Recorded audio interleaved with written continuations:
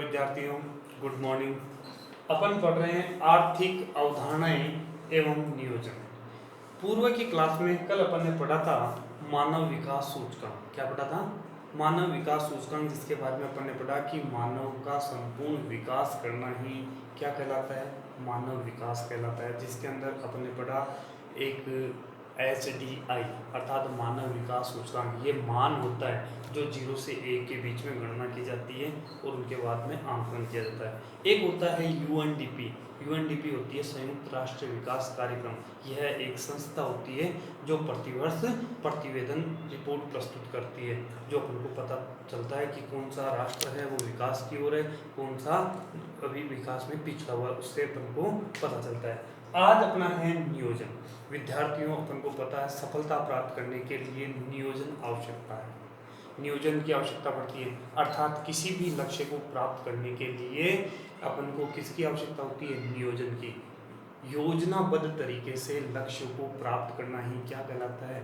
नियोजन कहलाता है। अर्थात नियोजन वह तकनीक है जिसमें उपलब्ध संसाधन, जितने भी उपलब्ध संसाधन हैं उनका प्राथमिक क्रम निर्धारित, पहले अपन निर्धारित करते हैं लक्ष्यों का, और उनके अनुकूलतम आवंटन और उसका सही तरीके से संसाधनों का उपयोग करते हुए अपन क्या करते हैं? उन्हें प्राप्त करने का जो प्रयास करते हैं वो क्या होता है?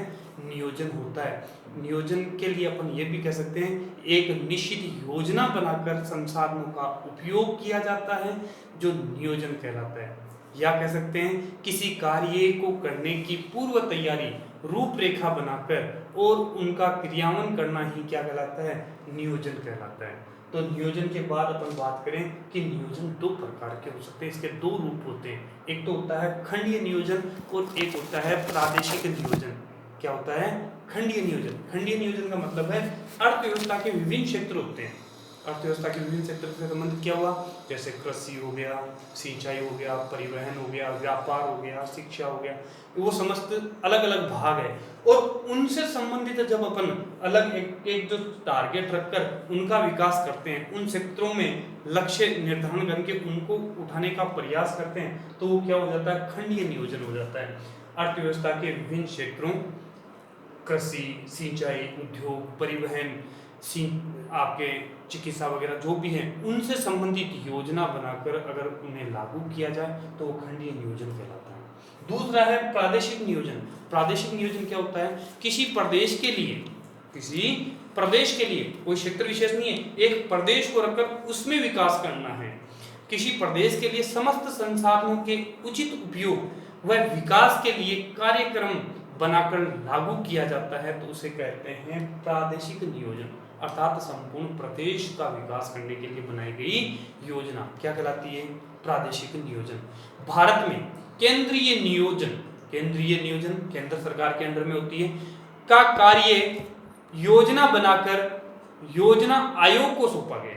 ये जो क्या किया गया है, जो संपूर्ण कार्य हैं नियोजन से संबंधित, वो कार्य किसको सौंपा गया है? योजना आयोग को सौंपा गया है। नियोजन का संबंध देश के दीर्घावधि एवं आर्थिक सामाजिक विकास से संबंधित होता है। अब इसके लिए अपने एक बनाया गया है योजना आयोग। क्या बनाया गया है? योजना आयोग। और योजना आयोग का गठन कब किया गया? 15 मार्च 1950 को। और यह एक वैधानिक और सलाहकार संस्था होती है। अपन को पता है योजना आयोग होती है एक वैधानिक संस्था है और जिसका अध्यक्ष होता है प्रधानमंत्री।